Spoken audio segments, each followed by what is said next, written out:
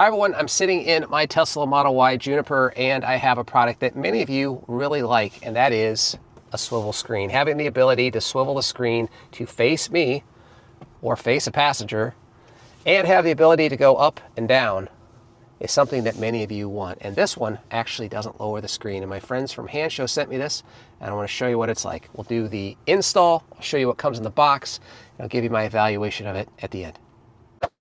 Let's take a look at what comes inside the box. This is it right here. Go ahead and open it up.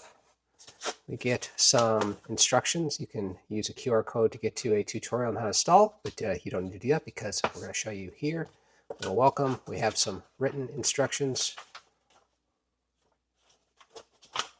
And then we have the main event. Down here in the bottom, looks like we have some tools and some hardware. And inside here, we have a new bracket cover, another bracket. These will replace some of the factory hardware. And we have the swivel mount here. And wow, I can tell you that I've installed a couple of these, and this is as small as I have ever seen it. And which is probably one of the reasons why they say that this mount will not lower your screen, which is a drawback of pretty much all of them out there, is that they do lower your screen by about 1 inch to 1.5 inches. We do have another piece here, which is a new grill cover for the sensor, which then goes in this piece right here. Then this is the main hardware, and I'm actually quite impressed with just how small this is. We have both side-to-side movement and pivot up and down movement all in this one bracket.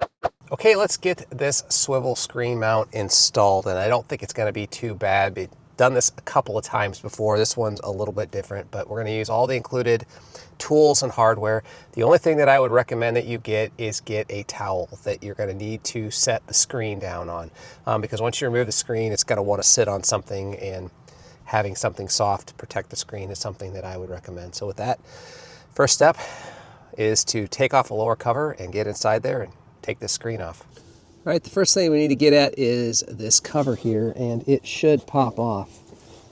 Use a pry tool if necessary. All right, did need to use a screwdriver. You can see here, we've got a sensor that we need to remove with just some small screws. Get that taken off.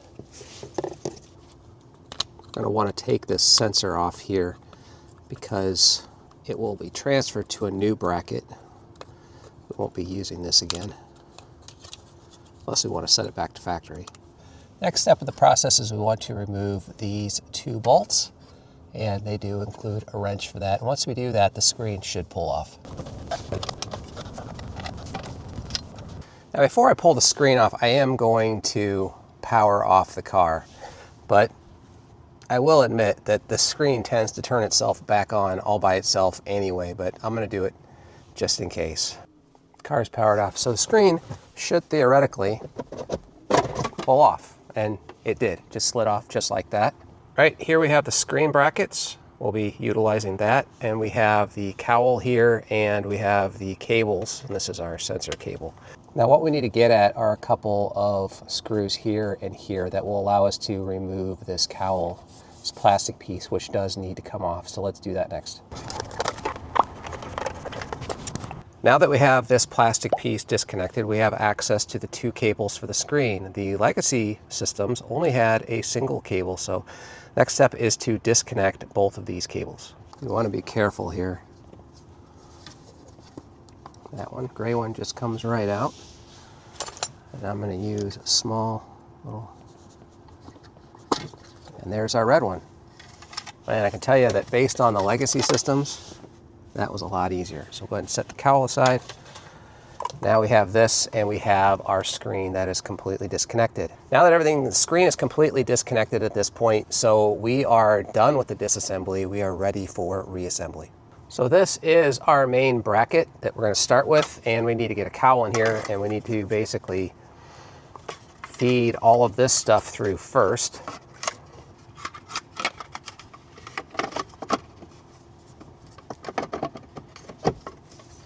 We got that. A little tricky. I mean, not very quick, but looks like we got that in there. Now we need to take the 2 bolts that we just took out from the screen and hook them on here. So make sure we get those bolts tight.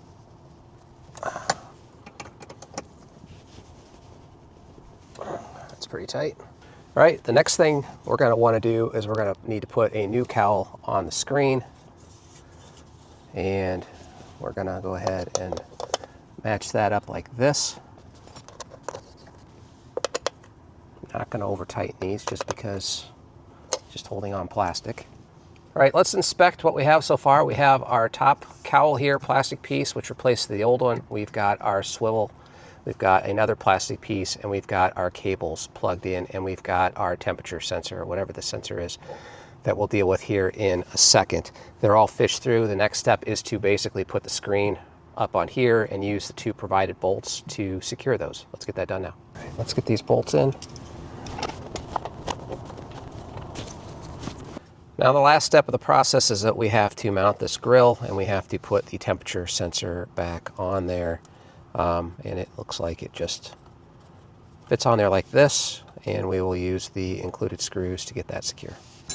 Temperature sensor is mounted. Now we just got to plug it in, snap on the cover.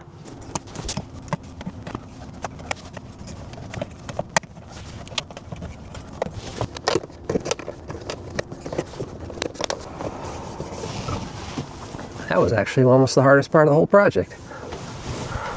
Okay, the installation is done. Let's check out our work and see just what kind of movement we can get from this screen.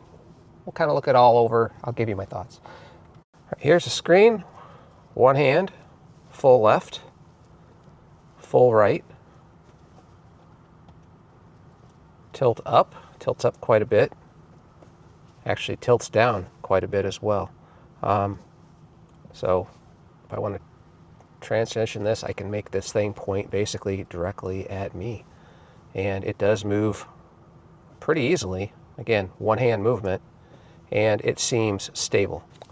Okay, but is there any trade-offs? Because one of the things they say about this screen is that it doesn't drop the screen height at all, and that's been a complaint of mine in my wife's Model Y and my previous Model Y that had it, which is all of these brackets tend to lower the screen about 1 inch. But one thing you need to keep in mind is that because you've got this movement and because it's not lowering, I think what you're sacrificing is position of the screen in and out, because this does stick out a little ways. Let me show you. Obviously, you need space to move this thing. You can see the movement here, but it does telescope out. I would say if the old bolts are here and it used to be here, we're probably 2 to 3 inches further away from the car, and that's something you're going to have to figure out if you like or not, and that's something I'm going to have to figure out as well. The other thing I like a lot is this shelf that I had on here before, and you can see that even though it technically fits, because of this new bracket, it doesn't fit very well. And now I might be able to get it positioned here where it's pushed back far enough where it doesn't move, but you can see just really isn't made for this type of thing. So you're either going to have to rig something up yourselves, or you're going to have to forego any shelf options if you want a swivel screen. All right, there you have it, the swiveling screen from Handshow. Up, down, left, right. It also doesn't drop the screen. There may be that one drawback that you'll have to consider as far as how far it telescopes out from your dash, and also if you rely on clip-on shelves that go around your screen, you're probably out of luck, and that's not going to work out. So if you think this product is right for you, I'll leave a link in the description below, and make sure you use the checkout code Iowa Tesla Guy to save you a huge ton of money on this thing. So I'll leave the code and the link below. So hopefully you enjoyed this video. If you did, I'd appreciate you tapping that like button, and if you're new to the channel, subscriptions are always welcome. And if you're looking to pick up a Tesla of your own, and I would highly recommend it, make sure you start that process out with using a referral link. Use any referral link you want, but if you want to start that process with IowaTeslaGuy.com, that would be great. Thanks so much for watching. Catch you on the next one.